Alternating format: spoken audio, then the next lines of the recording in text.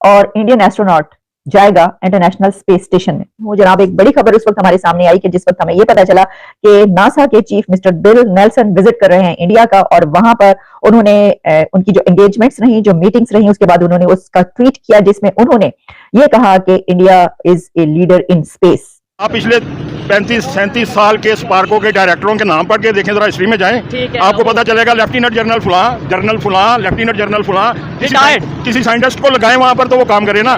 जो साइंटिस्ट था उसको आप फुटपाथ पे बिठा के डॉक्टर अब्दुल कदीर खान की इंसल्ट करते हैं, फुटपाथ पे बिठा के उसे इंटरव्यू करते हैं और उसको आप स्मगलर बनाते हैं। जो पाकिस्तान की स्पार्को जो है वो इंडिया की इसरो से बहुत साल पहले बनी, और आज स्पार्को कहाँ पे खड़ी और जो है इसरो कहाँ पे खड़ा है, आपके सामने फर्क।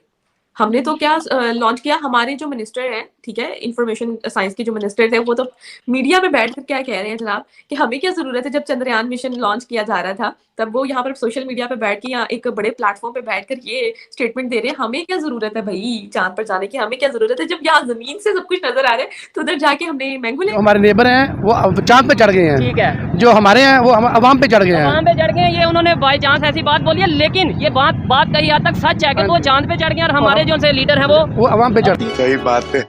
एक ना तारीख में जो ना होने वाली चीज़ की इंडिया को फंडिंग भी किया 6.1 बिलियन डॉलर्स की, उसके बाद इंडिया से वादा किया है कि भाई 2024 के अंदर हम इंडियन एक बंदे को जो कि इंडियन एस्ट्रोनॉट को हम खला में भेजेंगे, स्पेस के रिसर्च के लिए भेजेंगे।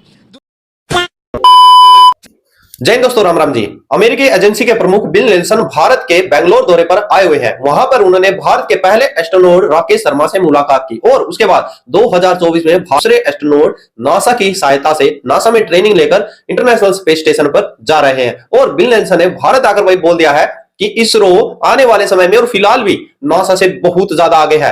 आप लोगों ने देखा होगा भी लूना था जो रूस ने भेजा था, वो वहां पर जाकर साउथ पोल में जो है लैंडिंग नहीं कर पाया और भारत का चंद्रयान सक्सेसफुल लैंडिंग कर गया था। देखिए एक्चुअल सच्चाई है भाई, जो पाकिस्तान का स्पार्को है भारत से 8 साल पहले बना था और स्पार्को के भाई बहुत ज्यादा चर्चे थे, बहुत ज्यादा आगे था वो, और आज भारत का इसरो नासा से भी आगे। आप लोग क्या राय कमेंट सेक्शन में रखें। वीडियो शुरू करते हैं और एक लाइक जरूर ठोक दे भाई वीडियो को। अभी वीडियो शुरू करते हैं। चांद पे इंडिया को पंडित ने पहुंचाया है, अमेरिका को चांद पे पादरी ने पहुंचाया है, उनके साइंसदानों ने पहुंचाया है, और पाकिस्तान के साइंसदान एक सुई नहीं बना सकते, ऐसे बदबख्त हैं। पता चला कि नासा के chief mister bill Nelson visit कर रहे हैं इंडिया का, और वहां पर उन्होंने उनकी जो एंगेजमेंट्स रही, जो मीटिंग्स रही, उसके बाद उन्होंने उसका ट्वीट किया जिसमें उन्होंने ये कहा कि India is a leader in space. India space को लीड कर रहा है। ये बड़े कमाल की बात है, ये बहुत बड़ी स्टेटमेंट है उनकी, बहुत बड़ी उन्होंने बात की। नासा कह रहा है, जिसको लोग यूं मुंह उठाकर देखते थे और कहते थे कि अमेरिका और नासा हमेशा से, मतलब दुनिया में जो जब भी बात की जाती थी स्पेस की तो उसमें नासा का ही नाम आता था, लेकिन अब वो स्पेस कंपनी कह रही है कि जो इंडिया की स्पेस कंपनी है इसरो, वो सबसे बड़ी स्पेस कंपनी, यानी ये कि वो लीड कर रहे हैं स्पेस को। वाह मोदी जी, वाह।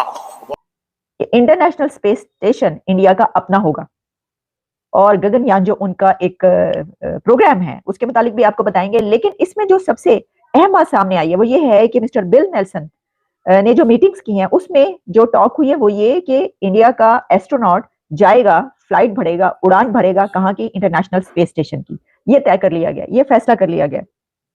और ये बातें बताई नहीं जाती, नजर लग जाती है कि इंडिया ने 8 साल बाद, हमारे से 8 साल बाद अपनी स्पेस एजेंसी बनाई इसरो के नाम से, ठीक है। पाकिस्तान ने 8 साल पहले वो काम शुरू कर दिया था, आज तक वो पूरा नहीं हो सका। हम खुद अपने तौर पे कोई एक इस तरीके से सैटेलाइट लॉन्च नहीं कर सके। मैं भाईजान आप ये ना कहें कि हम सैटेलाइट लॉन्च नहीं कर सके। अच्छा, अगर आप हिस्ट्री का मुताला करें तो आपको पता होना चाहिए कि 60s में नासा के थ्रू पाकिस्तान ने अपना स्पेस भेजा था, बदर के नाम से। मैंने कहा अपना खुद अपने तौर पे, नासा के थ्रू या चाइना के कोलैबोरेशन के साथ नहीं।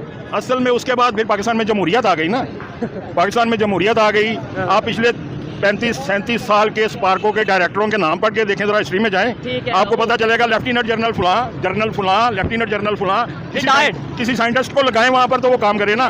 जो साइंटिस्ट था उसको आप फुटपाथ पे बिठा के डॉक्टर अब्दुल कदीर खान की इंसल्ट करते हैं, फुटपाथ पे बिठा के उसे इंटरव्यू करते हैं और उसको आप स्मगलर बनाते हैं। ऐसे ही है। डॉक्टर अब्दुल कदीर साहब की बात की जा रही है और ये बहुत ही गहरी बात की है इन्होंने कि आप हिस्ट्री उठा के देख लें। ये बिल्कुल जो स्पार्को की हिस्ट्री है, इसके ऊपर अगर कोई देखना चाहे नाकामी की क्या वजह है तो चेयरमैन जो हैं या जो डायरेक्टर्स हैं वो देख सकते हैं। सर वजह क्या है? अच्छा दूसरी साइड पे अगर देखें वो कहाँ से कहाँ चले गए, पहले नंबर पे ये बताएं, मानते हैं कि वो बहुत आगे चले गए स्पेस? बिल्कुल मानते हैं वो आगे चले गए, क्योंकि कुरान पाक में खुद खुदा ताला की ज़ात ने इरशाद फरमाया लैसा लिल इंसान इल्ला मा सा।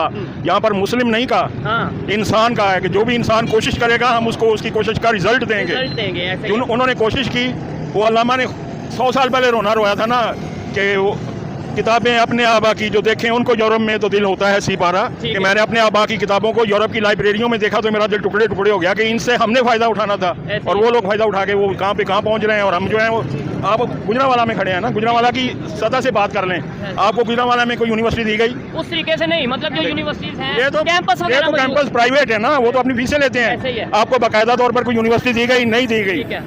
उनका मकसद ये है कि कौम को जाहिल रखें। बिल्कुल, ये जाहिल रखेंगे तो ये हमारे नीचे रहेंगे, हमारा वोटर बन के रहेंगे। अगर हम इनको नॉलेज देंगे तो ये फिर हमारी आंखों में आंखें डालकर अपना हक मांगेंगे। स्पेस के बारे में, स्पेस टेक्नोलॉजी, स्पेस साइंस कितनी जरूरी है मौजूदा टाइम के अंदर? देखें मौजूदा टाइम के अंदर टेक्नोलॉजी कोई भी है ना, स्पेस तो टेक्नोलॉजी का एक सेगमेंट है।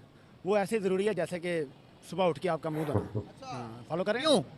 क्यों ज़रूरी है? अच्छा क्वेश्चन है आपका। मेरे ख्याल में वो मुसलमानों पे अपनी डोमिनेशन कायम करना चाहते हैं, मेरा तो यही ख्याल है। मुसलमानों के मैं और कोई नहीं कहना चाहता। हाँ, सर, हम इतने अनसिक्योर क्यों हैं? दुनिया में अगर देखेंगे तो हमारा मजहब सबसे ज़्यादा फैले जाने वाला मजहब में से है। अगर आप देखेंगे हम हर एक मजहब को काटते हुए आ रहे हैं और दुनिया के नंबर 1 में भी जा रहे हैं मजहब के लिस्ट में।